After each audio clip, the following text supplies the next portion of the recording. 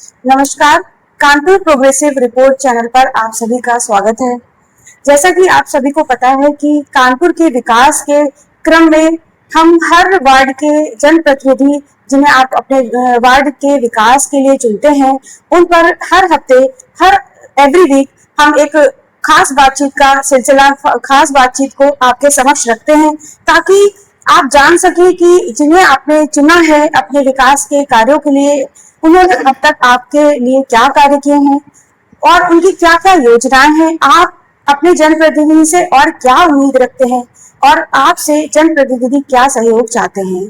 तो इसी क्रम में आज वार्ड 18 की जनप्रतिनिधि है श्रीमती आरती विजय गौतम जी, जिनका मैं हार्दिक स्वागत करती हूँ। आपका हमारे चैनल पर बहुत बहुत स्वागत है।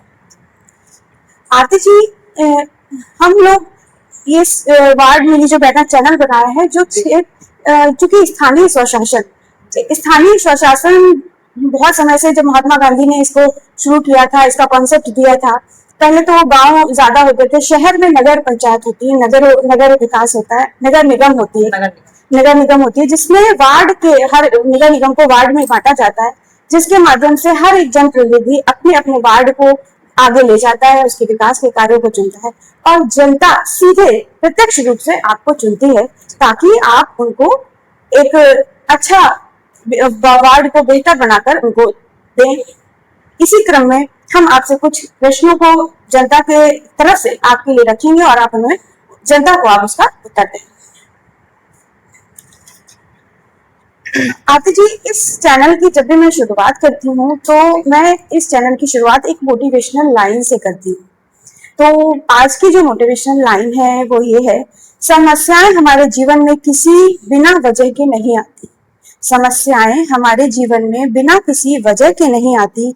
उनका आना एक इशारा है कि हमें अपने जीवन में कुछ बदलाव लाना है। ये बात सही है, आप इसे सहमत हैं कि समस्याएं जब भी आती हैं तो वो कुछ एक तरह का नॉक होता है कि हमें कुछ परिवर्तन लाना है, चाहे वो व्यक्तिगत स्तर पर हो या सामाजिक स्तर पर। आरती जी, सबसे पहले तो मुझे बताएं कि आप वार्ड 18 की जनप्रतिनिधि हैं, पार्षद हैं। आप पार्षद क्यों बनी? मैं पार्षद इसलिए बनी कि समाज सेवा और सामाजिक हित में जो अच्छे कार्यों को करने के लिए मैं पार्षद बनी। अच्छा, अच्छे कार्यों के लिए और भी माध्यम है, जैसे आपने अच्छे कार्य जैसे क्या किया? अच्छे कार्यों में जैसे कि मैंने जन सेवा के लिए, अच्छा, मैंने बहुत जो भी स्थानीय कार्य होते हैं उनके विकास के कार्यों के करने के लिए मैं पार्षद बनी। आपका जो वार्ड 18 है, इसका आकार क्या है? क्षेत्रफल में इसकी जानकारी दें। मेरे वार्ड का जो आकार क्षेत्रफल चौकोर है। अच्छा, चौकोर है, जिसकी सीमा दीप तिराहे से लेके दीप तिराहे से तक बड़ा बाईपास से होते हुए मोरंग मंडी तक, मोरंग मंडी से होते हुए बीनू शुक्ला जी के पेट्रोल पंप से होते हुए अमन गेस्ट हाउस तक, अमन गेस्ट हाउस से होते हुए बारादेवी का जो दक्षिण द्वार है, वहां से दीप तिराहे तक। इतना आपका क्षेत्रफल है। यहाँ का विकास की जिम्मेदारी बड़ा है आपका काफी, और इसके विकास की जिम्मेदारी आपके कंधों पर। आरती जी, आप लोगों की समस्याएं, जनता की समस्याओं को आप कैसे हल करती हैं? आपकी कार्यशैली क्या है? मैं लोगों की जो समस्याएं होती हैं उनको चरणबद्ध तरीके से हल करती हूँ। जैसे कि कार्यों को स्पष्ट रूप से उसको देखना, फिर उसका विश्लेषण करना, फिर स्पष्ट रूप से उसको क्रमबद्ध तरीके से करती हूँ। बहुत अच्छा है कि आप उसको पहले आप सुनते हैं, उसके बाद चरणबद्ध तरीके से उनको समाधान करते हैं, उसका विश्लेषण करते हैं, उसको देखते हैं, फिर उसको स्पष्ट रूप से। आप पिछले मतलब कितने कार्यकाल हो गया आपको पार्षद में? कितना कार्यकाल हुआ आपका? 7 ईयर्स। 7 ईयर्स। पहले मैं रविदासपुरम से थी। अच्छा, पहले रविदासपुरम से थी, वार्ड नंबर 9 था। मतलब 7 वर्ष से आप जनता की सेवा में हैं। तो मैं अगर ये पूछूं, वर्तमान समय में मैं यहाँ से 18 से वार्ड 18 से। अगर मैं आपसे ये पूछूं कि पार्षदी कार्यकाल में आपकी सबसे बड़ी उपलब्धि क्या रही है, तो आप क्या कहेंगे? हमें सबसे बड़ी उपलब्धि मेरी यह है कि जो यहाँ की 25 वर्षों से जर्जर रोडें थी, उनको मैंने सुंदरीकरण करवाया, रोड बनवाई, डामर रोड बनवाई। और सबसे बड़ी उपलब्धि तो ये है कि जो यहाँ पे पार्षद का जो ये कार्य मैंने ये कक्ष बनवाया। अच्छा, ये जहाँ पे जी। अभी इस समय हम बैठे हुए जी, कार्यालय, पार्षद कार्यालय बनवाया। तो जो कि आने वाले भविष्य में जो भी पार्षद बनेंगे वो इस कक्ष में आराम से बैठ सकते हैं, लोगों की समस्याओं का समाधान कर सकते बिल्कुल, हैं। एक जगह तो एक ऑफिस तो चाहिए जी, जहाँ जी, पे बिल्कुल, जनता आपसे सीधे रूबरू हो सके। जी, बहुत बढ़िया। इसके पहले मतलब ये ऐसा कोई कार्यालय नहीं था? जी, अन्य जो पार्षद हैं उनके पास कार्यालय तो है या नहीं? नहीं, नहीं, नहीं। तो ये आपने अपने प्रयासों से इसको बनाया। जी। क्षेत्र में आपके जितने भी पार्क हैं, जी, पार्कों का सुंदरीकरण करना एक पार्षद की जिम्मेदारी होती है, उनका दायित्व होता है। तो पार्कों के सुंदरीकरण के लिए आप क्या कर रहे हैं? मैंने बहुत सी पार्कों में सुंदरीकरण करवाया। वार्ड में लगभग 8 पार्क हैं। 8 पार्क उसमें सुंदरीकरण करवाया और 1 महीने के अंदर उसमें 1 माह के अंदर उसमें 3 पार्क में मैंने वो क्या बोलते हैं कि ओपन जिम करवाई। और अभी 2 और बाकी हैं। अच्छा, 2 और बाकी, उसमें भी ओपन जिम, बच्चों के लिए झूले अच्छा। और पार्कों के सुंदरीकरण, और भी 2-3 पार्क और ऐसे हैं चिन्हित है जिसमें सुंदरीकरण का कार्य होना। लोगों के मैंने संपर्क से ये पता कि सीवर की समस्या आपके क्षेत्र में एक जटिल समस्या है।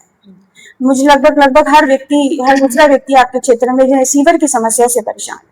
तो समस्या, इसको समाधान के लिए आप क्या किया है और क्या कर रहे हैं? मैंने जल निगम के तहत, अच्छा, अमृत योजना के द्वारा, हाँ, इसको मैंने आंकड़न द्वारा इसको तय करवाया है। आंकड़न द्वारा मैंने इसको सीवर लाइन डलवाने के लिए योजना तैयार करवाई है। अच्छा, तैयार करवाई है और जल्द ही जल्द इस समस्या से भी निस्तारण मिल जाएगा। लोगों को इस जटिल समस्या से समाधान आप कर रहे हैं। मैंने इसका प्रस्ताव दे रखा हुआ। अच्छा, तो इस पे आप ऑलरेडी काम कर रहे हैं और प्रयास जारी है। दूसरी एक जो बहुत ही कॉमन समस्या है वो है जैसे सफाई कर्मियों का ना आना, जगह जगह पे कूड़े के ढेर, और सफाई कार्यों में अक्सर ही अनियमितता देखने को मिलती है। इस पर आप क्या कहना चाहेंगे? कर्मचारी आते हैं और जगह जगह कूड़ा इसलिए है क्योंकि हमारे वार्ड में कूड़ा घर नहीं है। अच्छा। और हमारे जो कर्मचारी हैं वो 55 है। 55 आपके क्षेत्र में वार्ड में कर्मचारी हैं, सफाई कर रही हैं? जी, जी। अच्छा। हाँ, तो वो डोर टू डोर कूड़ा उठाते हैं, लेकिन कूड़ा घर ना होने की वजह से कूड़ा कहीं रहता है, कहीं नहीं रहता। लेकिन उसका मेरा पूरा प्रयास रहता है कि कूड़ा हर जगह से उठाया जाए। मुझे लगता है कि सफाई कर्मियों की जो अनियमितता है सफाई कार्य में, ये एक समस्या है। मुझे लगता है आप इस पे और भी जरा ध्यान दें तो लोगों को एक राहत मिलेगी। जी, जी। पूरे मतलब स्कूल जितने हैं आपके वार्ड में, कितने सरकारी विद्यालय हैं? 2। उनकी मौजूदा हालत को सुधारने के लिए आप क्या क्या कर रहे हैं? मैंने उस भवन को सुंदर आदर्श विद्यालय बनाने के लिए प्रयासरत है। बच्चों की बैठने के लिए व्यवस्था होनी चाहिए, शुद्ध पेयजल, और छात्रों के लिए, बालिकाओं के लिए शौचालय के लिए होना चाहिए, और गार्डन होना चाहिए, बच्चों के लिए झूले तो आप ये चीजें मुहैया कराएंगे? जी, जनता को, बच्चों को ये चीजें स्कूल में मुहैया है? जी, बोला। अच्छा, इसके लिए मैं प्रयास कर रही हूँ। पूरे ऑल ओवर हम देखे जैसे स्ट्रीट लाइट है जी, और सफाई की हमने बात की, सीवर की बात की, पूरा अगले जो आपका जो आने वाला समय है उसके लिए भविष्य में आपकी क्या एक चरणबद्ध योजनाएं क्या है? सुंदर आदर्श वार्ड बनाना चाहूंगी। और जनता ये चाहे कि हमारे साथ मेरा सपोर्ट करे, मेरा सहयोग करे, और जो कूड़ा है घरों से निकाल कर वो डस्टबिन नहीं डाले, इधर उधर ना फैलाए। वो हमारा साथ दे, हम उनके साथ हमेशा तत्पर बने रहें। ये आपका जनता को एक संदेश हो गया जी। कि आप ये चाहते हैं कि लोग कूड़ा इधर उधर ना फैला के बल्कि डस्टबिन में डालें जी। और सफाई कार्यों में जैसे कि आप उसको प्रयास कर रहे हैं प्रयास बेहतर कर बनाने रहे के लिए, तो उसमें आप जनता आपको सहयोग सही दे। बहुत बहुत धन्यवाद आरती जी। आपने अपने क्षेत्र के बारे में हमें विस्तृत जानकारी दी। जनता को इससे बहुत ही राहत मिलेगी, उनको पता चलेगा कि